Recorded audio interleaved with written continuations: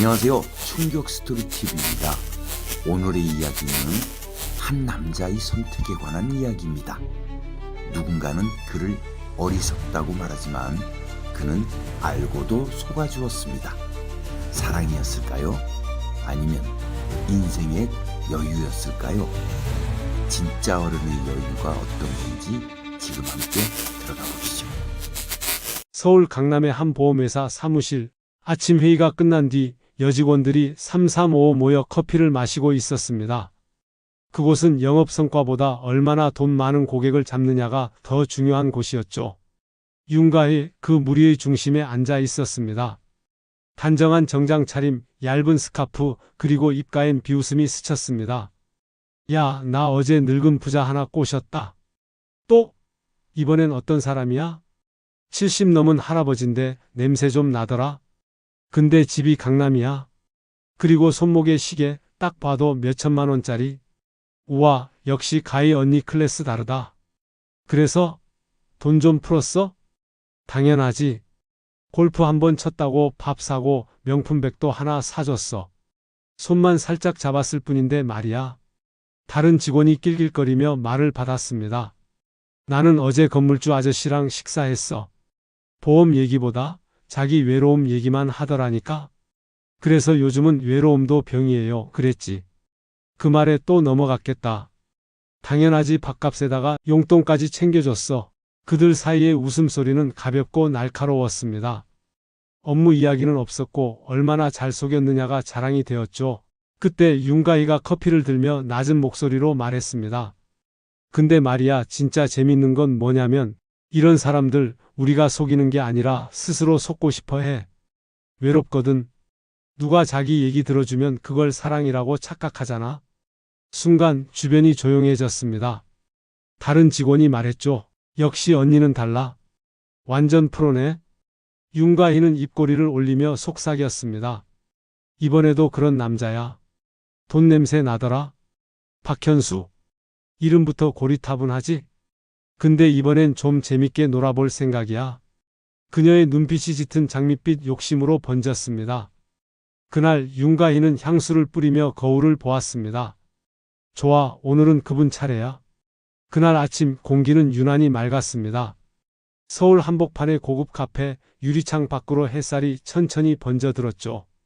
박현수, 70을 넘긴 남자는 여전히 단정했습니다.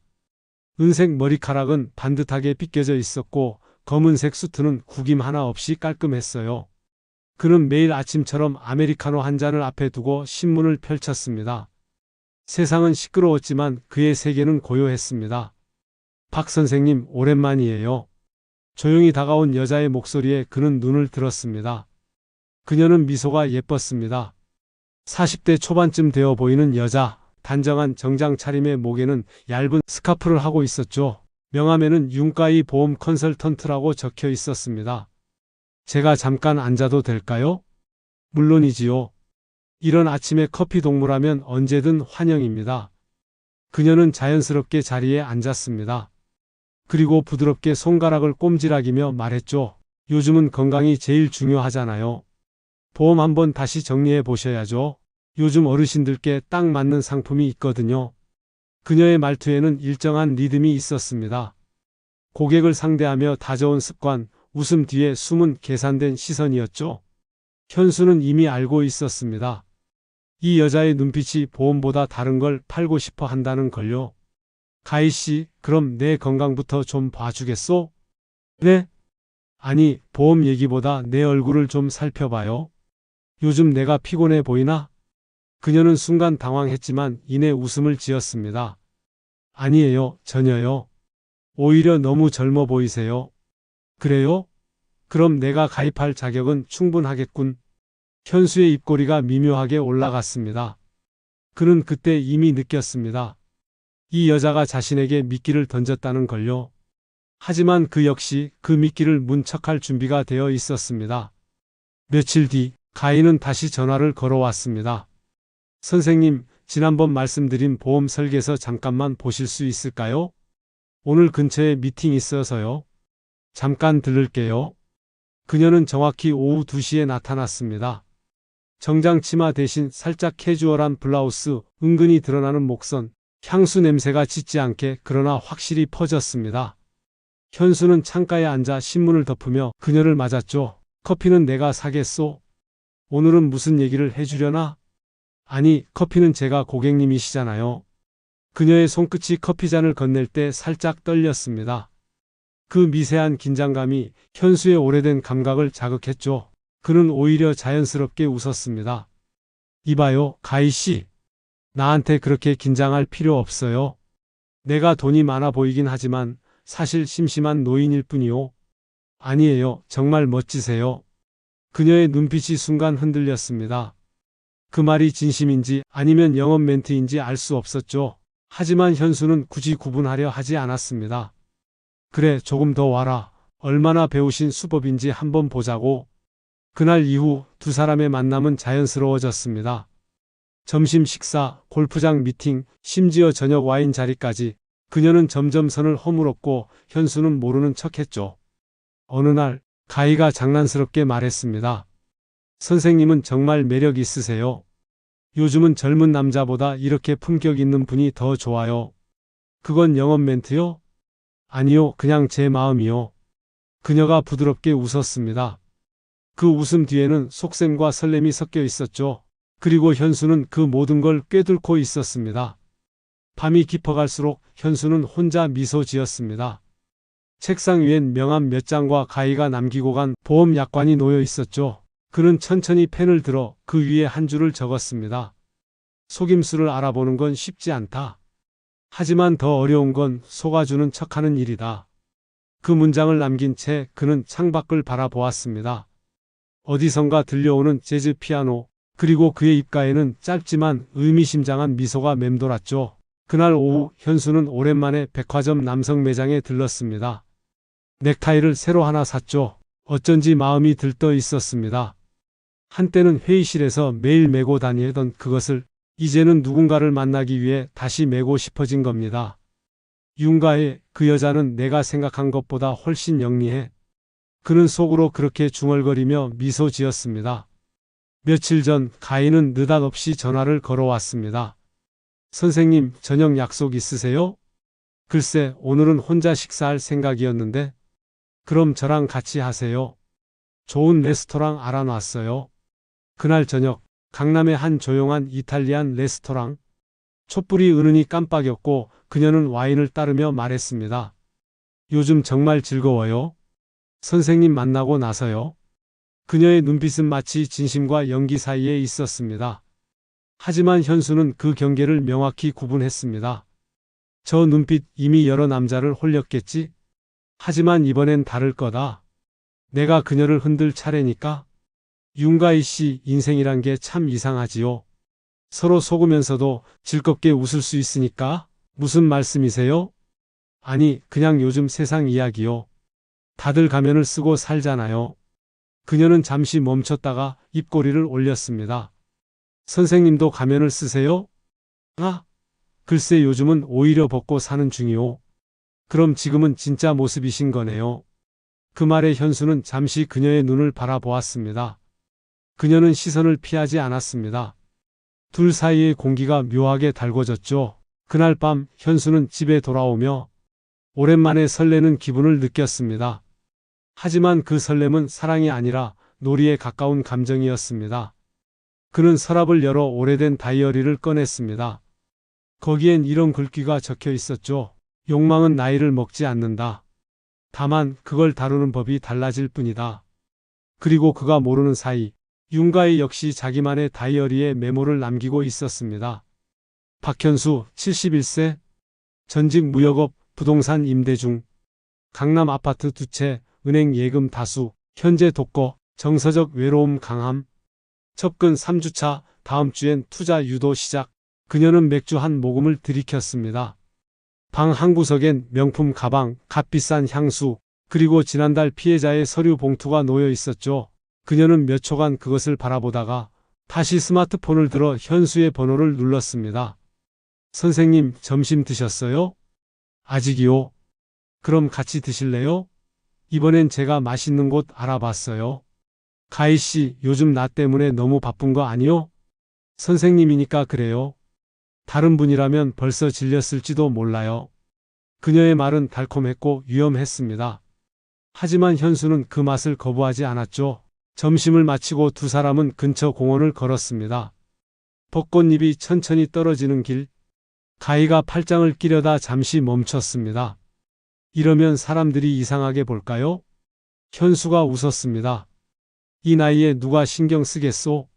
잡아요, 팔. 그녀가 웃으며 그의 팔을 감쌌습니다. 따뜻한 체온이 전해졌죠. 그 순간 현수는 생각했습니다. 이 여자는 지금 나를 조종한다고 생각하겠지. 하지만 실은 내가 끈을 쥐고 있지. 그녀의 눈길은 달콤했고 손끝은 유혹적이었습니다. 하지만 그 모든 계산이 현수의 손바닥 안에서 노는 듯 했습니다. 며칠 후 가희는 현수에게 재정설계서라며 두꺼운 서류를 내밀었습니다. 선생님, 이거 보시면 아마 깜짝 놀라실 거예요. 요즘 이율 높은 상품이 나왔거든요. 선생님 같은 분이 먼저 하시면 딱이에요. 현수는 서류를 넘기며 말했습니다. 가희 씨, 내가 이렇게 나이 먹고도 투자할 수 있을까? 그럼요. 나이 때문에 망설이실 필요 없어요. 그럼 내가 믿을 건 당신뿐이겠네. 그의 말에 가희는 환하게 웃었습니다. 하지만 그 웃음 뒤에 감춰진 탐욕을 현수는 정확히 읽었습니다. 며칠이 지나자 가희는 현수의 집 근처까지 자주 나타났습니다. 선생님, 지나가다 들렀어요. 그럼 차 한잔 하고 가요. 그렇게 그녀는 자연스럽게 집 안까지 들어왔죠. 거실 한켠엔 피아노와 책장, 벽에는 오래된 흑백 사진이 걸려 있었습니다. 와, 정말 멋진 공간이에요. 오래된 물건뿐이요. 사람도 집도 다 낡았지? 아니요. 오히려 이런 분위기 너무 좋아요. 그녀가 다가와 현수의 어깨에 손을 올렸습니다. 저 선생님 옆에 있으면 마음이 편해요. 그 말에 현수는 잠시 침묵했습니다. 그녀의 손이 어깨에서 팔에서 손등으로 천천히 내려왔죠. 공기 속엔 미묘한 긴장과 향수가 섞였습니다. 가희 씨. 네. 사람을 속이는 일 쉽지 않죠? 그녀가 순간 손을 멈췄습니다. 무슨 말씀이세요? 아니요, 그냥 그런 느낌이 들어서요. 현수는 미소를 지으며 자리에서 일어났습니다. 차 식기 전에 마셔요.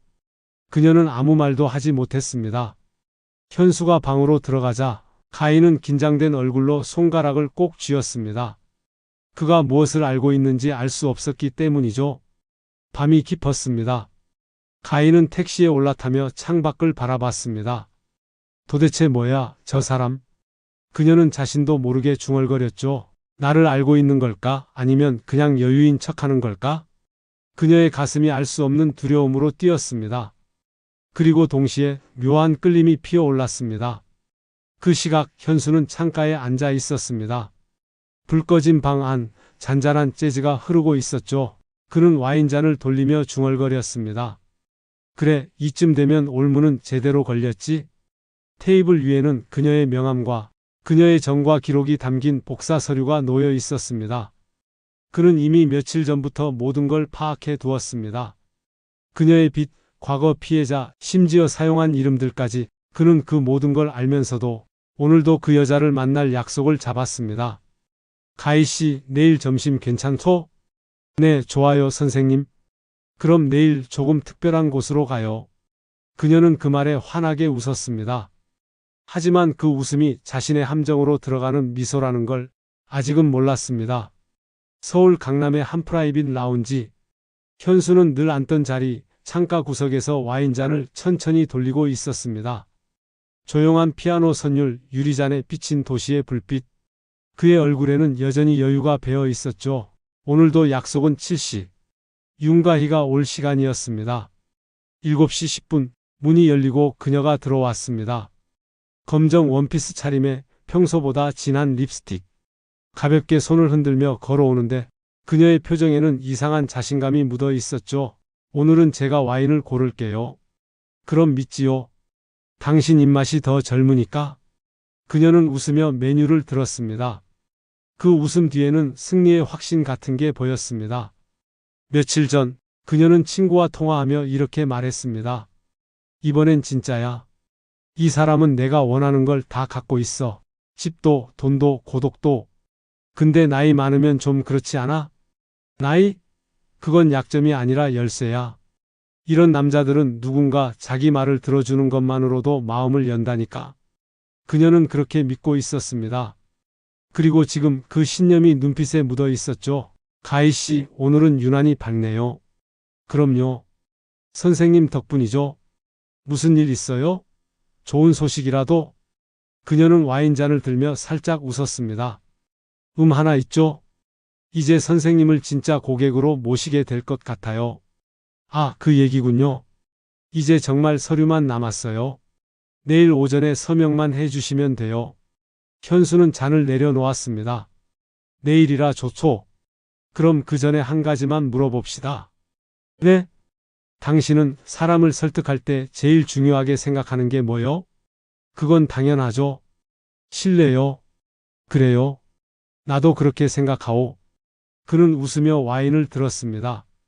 그녀는 대답 대신 잔을 부딪혔죠. 하지만 그 순간 현수의 눈동자에 스치는 미묘한 그림자를 그녀는 놓쳤습니다. 다음 날 아침, 가인은 약속 장소로 향했습니다. 카페 테라스, 햇살이 따뜻했죠. 현수는 이미 자리에 앉아 있었습니다. 일찍 오셨네요? 예. 오랜만에 중요한 계약이라? 그녀는 가방에서 서류를 꺼냈습니다. 여기 도장만 찍으시면 돼요. 그 전에 내 신분증을 확인해야 하지 않나? 아, 그건 나중에 해도 돼요. 저는 선생님 믿어요. 가희 씨는 항상 사람을 믿나요? 그녀가 웃으며 고개를 끄덕였습니다. 물론이죠. 안 그럼 이 일 못해요. 그때 현수는 조용히 한 봉투를 꺼냈습니다. 흰 봉투 안에서 한 장의 사진이 미끄러져 나왔죠. 그녀가 얼어붙었습니다. 그 사진에는 가희가 누군가의 팔짱을 낀 채 웃고 있었어요. 그리고 그 남자는 지난달 고객 투자 사기 피해자 기사 속 인물이었습니다. 이 사진 어디서 나셨어요? 어디서 났겠소? 경찰에 있던 내 친구가 좀 도와줬지? 그녀는 숨이 멎은 듯 했습니다. 현수는 그저 잔잔하게 말했습니다. 윤가희 씨, 이제 그만 연극 내려놓아요. 그녀는 입술을 깨물었습니다. 그래요? 맞아요. 근데 선생님도 알잖아요.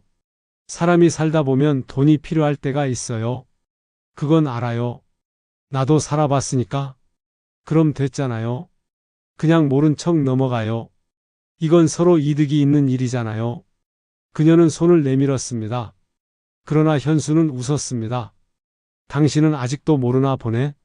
난 이미 게임판을 뒤집었소. 그녀의 얼굴이 굳었습니다. 그 순간 카페 안쪽에서 경찰 2명이 들어왔죠. 윤가희 씨, 잠시 함께 가주시죠. 뭐예요, 이게? 사기 및 부당 이득 혐의로 신고 접수됐습니다. 그녀는 현수를 바라봤습니다. 선생님 설마가 사람 잡는다 하지 않았소? 그는 천천히 자리에서 일어났습니다.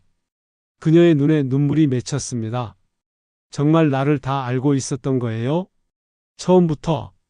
그럼 왜 속아준 척 했냐고? 그는 미소를 지었습니다. 늙는 것도 때론 놀이가 될 수 있으니까.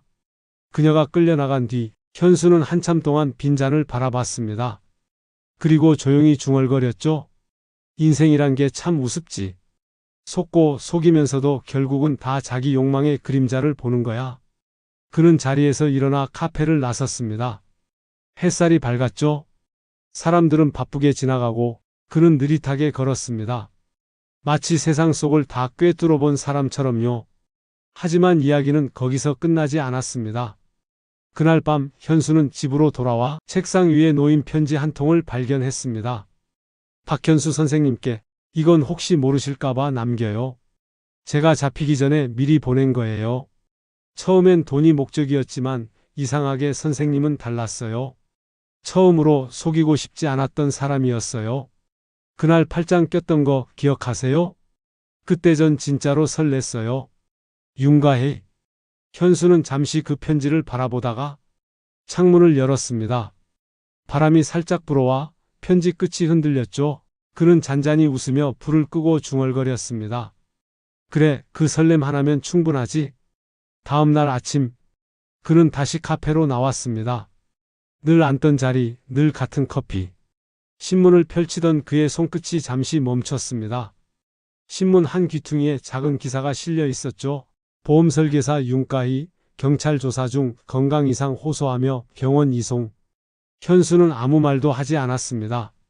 그저 천천히 신문을 접었죠. 그리고 잔을 들며 혼잣말을 했습니다.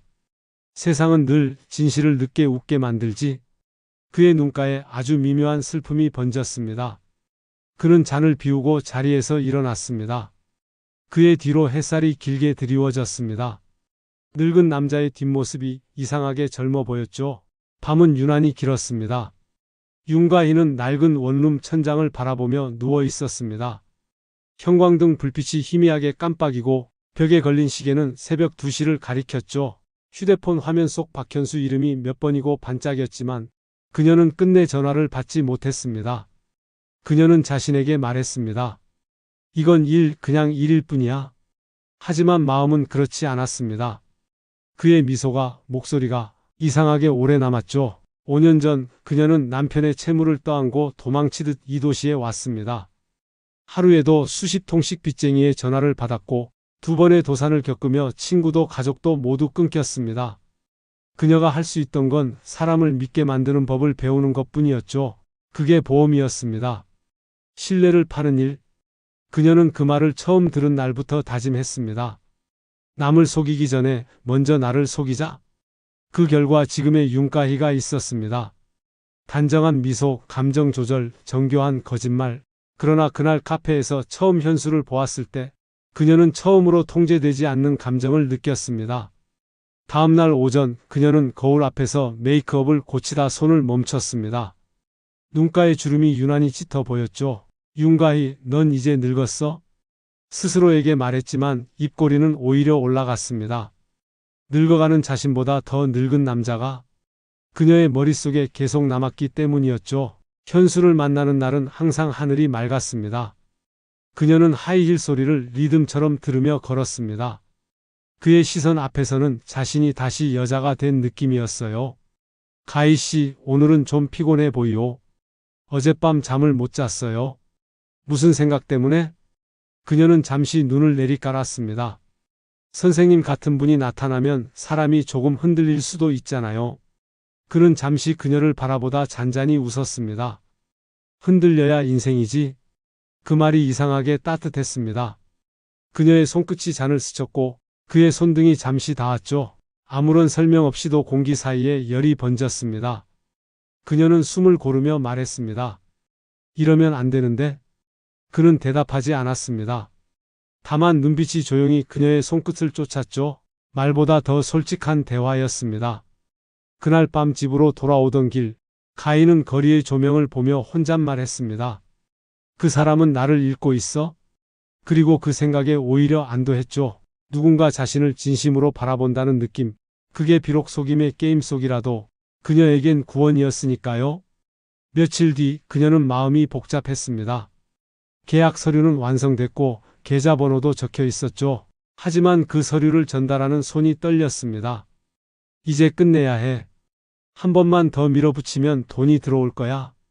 그녀는 머릿속에서 수십 번 그 생각을 반복했습니다.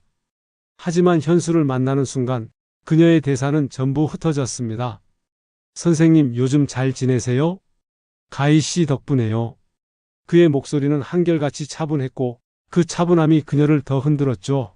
그녀는 결국 서류를 내밀지 못했습니다. 대신 그에게 물었습니다.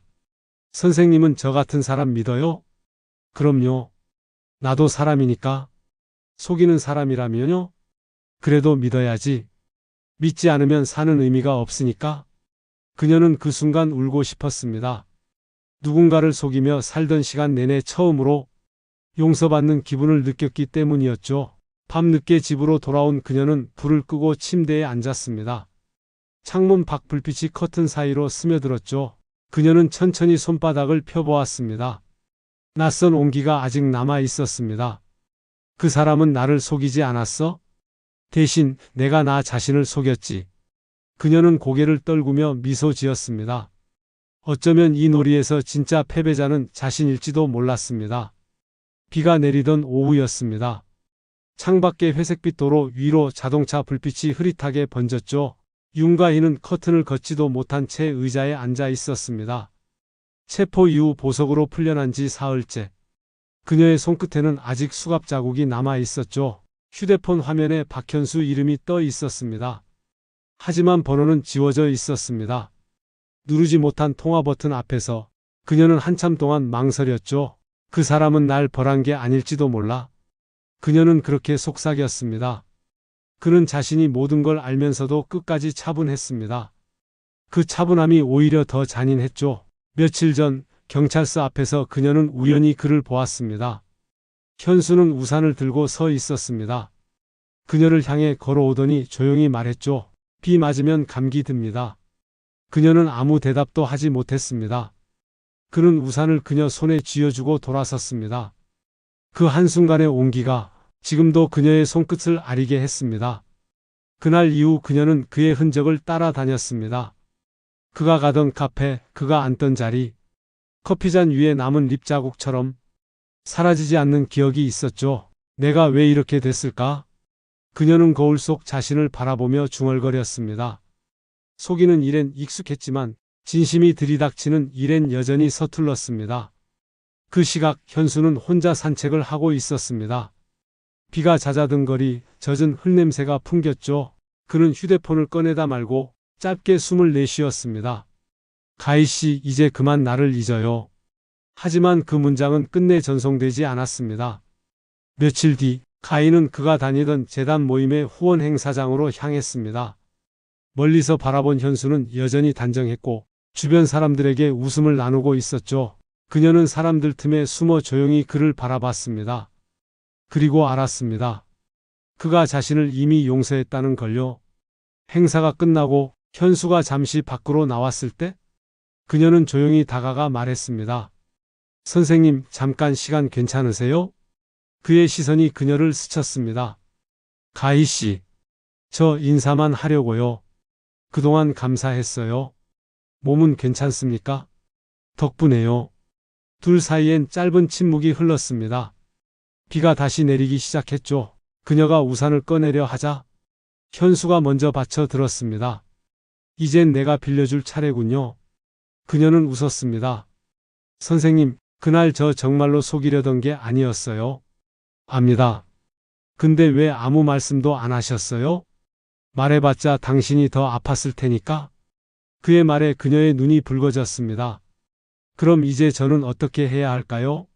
이제부터라도 진짜 이름으로 살아요. 그녀는 고개를 숙였습니다. 선생님, 저 다시 시작할 수 있을까요? 누구든 시작할 수 있어. 단, 이번엔 속이지 말아요. 속이는 건 결국 자기 자신이니까. 그는 우산을 그녀 손에 쥐어주고 조용히 걸어갔습니다. 그 뒷모습이 비에 젖으며 천천히 사라졌죠. 그날 밤 가희는 노트북을 켜서 새 문서를 열었습니다. 파일 이름은 새로운 나? 그리고 첫 줄에 이렇게 적었습니다. 나는 누군가를 속이기 위해 살지 않는다. 다만 진심을 믿어보고 싶다. 그녀는 손가락을 떼지 못한 채 오랫동안 화면을 바라봤습니다. 창문 밖 비가 그치고 달빛이 들어왔죠. 그녀는 미소 지으며 조용히 중얼거렸습니다. 선생님, 고마워요. 며칠 후 현수는 우연히 우편함을 열었습니다. 그 안엔 작은 상자가 하나 들어 있었죠. 안에는 접힌 편지와 함께 흰색 우산이 들어 있었습니다. 다시 비가 오면 이번엔 저 대신 쓰세요. 가희 드림. 현수는 잠시 눈을 감았다가 우산을 펼쳤습니다. 빗물 자국이 아직 남아 있었죠. 그는 미소를 지었습니다. 인생은 속는 게 아니라 서로를 이해하는 연습인지도 모르겠군. 초여름의 햇살이 부드럽게 번지는 오후였습니다. 현수는 한적한 공원 벤치에 앉아 있었죠. 바람은 포근했고 멀리서 아이들이 웃으며 뛰어다녔습니다. 그의 옆자리에는 낡은 우산 하나가 놓여 있었습니다. 몇 달 전 윤가희가 남기고 간 그 흰색 우산이었죠. 그는 그것을 가볍게 쥐어 보았습니다. 천에 남은 손자국처럼 그녀의 기억이 아직 희미하게 남아 있었습니다. 그날 이후 현수는 일상을 조금씩 바꿨습니다. 더 이상 새 옷을 사지 않았고 매일 가던 카페 대신 동네 공원을 찾았습니다. 도시의 소음보다 사람들의 숨소리가 더 가까이 들리는 곳이 좋았죠. 신문 대신 시집을 읽었고 와인 대신 따뜻한 녹차를 마셨습니다. 그는 자신이 조금 달라졌다는 걸 느꼈습니다. 그리고 그 변화의 시작이 바로 윤가희였다는 걸 알고 있었죠. 한 달 전쯤 현수는 우연히 그녀의 소식을 들었습니다. 한 보험사에서 상담 일을 다시 시작했다는 이야기였죠. 이름도 말투도 모두 바꿨다고 했습니다. 하지만 그녀의 웃음만큼은 여전히 기억 속 그 모습일 거라 믿었죠. 그는 그 소식을 듣고 오래도록 말없이 앉아 있었습니다. 그리고 문득 자신이 그날 왜 그녀를 용서했는지 깨달았습니다. 누군가를 미워하기보다 이해하려는 게 더 어려운 일이지. 그날 오후 공원 벤치 옆에서 작은 그림자 하나가 다가왔습니다. 혹시 박현수 선생님이신가요? 현수가 고개를 들었습니다. 낯선 젊은 여자가 서 있었습니다. 단정한 정장 차림, 부드러운 눈빛, 그녀가 살짝 웃으며 말했죠. 윤가희 팀장님이 안부 전하셨어요. 가희 씨가요? 네, 지금은 지방에서 새로 지점 관리하고 계세요. 얼마 전에 교육 중에 선생님 얘기를 하시더라고요. 인생에서 가장 고마운 사람이라고. 현수의 눈동자가 흔들렸습니다. 그는 아무 말 없이 고개를 끄덕였죠. 그분 지금은 많이 달라지셨어요. 예전보다 훨씬 따뜻해졌다고 해야 하나요? 그렇게 말씀하시더라고요. 나는 한 남자에게 속았던 게 아니라 그 남자 덕분에 진짜 나를 봤다. 고요. 그녀는 마지막으로 미소 지었습니다. 그 말 전해드리면 좋아하실 것 같아서요. 그리고 조용히 떠났죠. 한참 동안 현수는 아무 말도 하지 않았습니다. 바람이 천천히 불었고 우산 천이 살짝 흔들렸죠. 그는 하늘을 바라보며 조용히 중얼거렸습니다. 그래, 결국 우린 서로를 속이지 않았던 거지. 그는 천천히 자리에서 일어나 공원 길을 따라 걸었습니다. 햇살이 나뭇잎 사이로 쏟아지고 그 빛이 그의 어깨를 감쌌습니다. 발걸음이 가볍고 마음은 고요했습니다. 그리고 문득 뒤에서 누군가의 웃음소리가 들렸죠. 그는 고개를 돌렸습니다. 멀리 벤치 쪽에 한 여자가 앉아 있었습니다. 모자를 눌러쓴 채 책을 읽고 있었죠. 살짝 고개를 든 그녀의 옆모습이 어딘가 낯익었습니다. 윤가희였습니다. 그녀도 그를 알아본 듯 눈을 마주쳤습니다. 서로 아무 말 없이 잠시 바라보다가 그녀가 먼저 미소를 지었죠. 그리고 천천히 손을 들어 인사했습니다. 현수는 미소를 지으며 고개를 끄덕였습니다. 그 사이로 바람이 불어 벚꽃잎 몇 장이 흩날렸습니다. 그는 천천히 걸음을 옮겼습니다. 그녀는 그 자리에서 그를 바라봤죠. 멀어지는 뒷모습, 그 뒷모습 위로 햇살이 길게 비쳤습니다. 그날 밤 현수는 집으로 돌아와 우산을 문 앞에 세워두었습니다. 그리고 책상에 앉아 펜을 들었죠. 윤가희, 우리 둘 다 서로를 속이지 않았다. 다만 외로움을 나눴을 뿐이다. 그게 사랑이라면 그걸로 충분하다. 그는 펜을 내려놓고 조용히 불을 끄며 창밖을 바라봤습니다. 도시의 불빛 사이로 희미한 달이 떠 있었죠. 그의 눈가에 잔잔한 미소가 번졌습니다.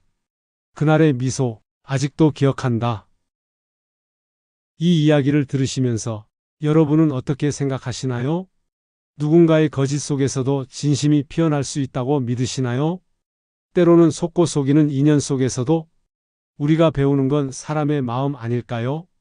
여러분의 생각을 댓글로 나누어 주세요. 그 한마디가 저희에게 큰 힘이 됩니다. 오늘도 끝까지 시청해 주셔서 감사합니다. 늘 건강하시고 좋은 하루 되세요.